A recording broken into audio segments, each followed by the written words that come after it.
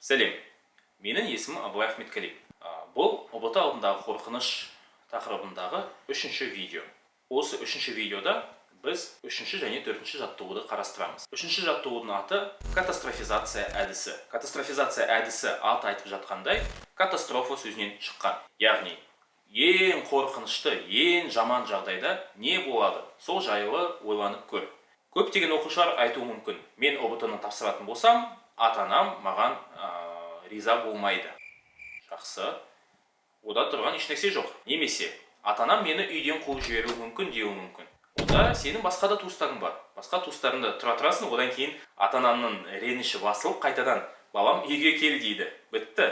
Одан қорқынышты нәрсе жоқ. Енді жігіттерде бөлек сценарий, жігіттер армияға алып кетуі мүмкін. Жақсы, армияға барасың, 1 жыл өзінің міндетіңді өтеп шығасың. Бітті. Одан кейін қайтадан КТА тапсырып, бағынды сынап көрсең болады. Байқап көретін болсақ, ең жаман жағдайдың өзінде ондай қорқынышты ешнәрсе күтіп тұрған жоқ. Бәрі де жақсы, тым жақсы. Ең жаман жағдайда автомойкаға барып жұмыс істейсің, ол жақта жататын орны бар. Бәрі, блин, про это лучше не говорить это. А то у них настроение упадет очень. Төртінші жаттығуымыз ұбт жағдайларын өзіне барынша үйреншікті қылып ал деп аталады. Яғни, көп жағдайда жыл бойы оқушылар сынақ тесттерін тапсырған кезде телефон қолданып, шпаргалка қолданып, былай жан-жаққа қарап, бауырым мынау қандай болатын еді деп бір-бірінен сұрап үйреніп қалған. Сол себепті ұбт-ға келген кезде қорқыныш басым болады.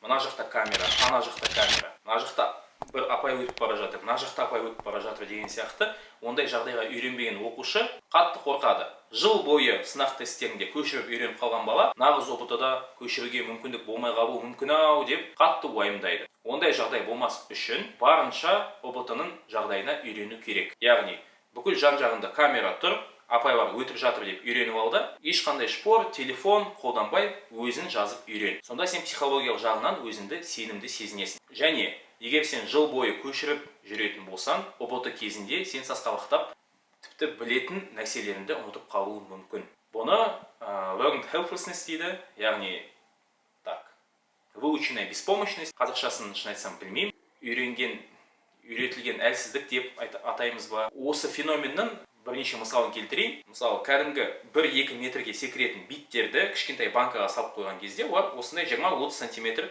биіктікке ғана секіреді. Одан кейін крышкасын алып тастаған кезде, олар тура сол 20-30 сантиметрге секіреді де, одан аспайды. Яғни, олар тек қана біз онсыз да шектелгенбіз деп үйреніп қалады да, тек қана белгілі бір аралықта секіреді. Тура сол сияқты, егер сен сынақ тесттерінде міндетті түрде телефон, шпаргалка қолданып отыратын болсаң, сен онсыз ұбт-ны тапсыра алмаймын деген сезімге келесің да, нағыз енті жағдайына келген кезде тіпті білетін нәрселеріңді ұмытып қалып, сасқалақтап, жан-жаққа қарап, қол аяғын дірілдеп отырасың. Сол себепті қазірден бастап, жаңағыдай learned helplessness деген болмас үшін, қазірден бастап өзіңді дайында. Блин, не в тему звучит сейчас. ОБТ...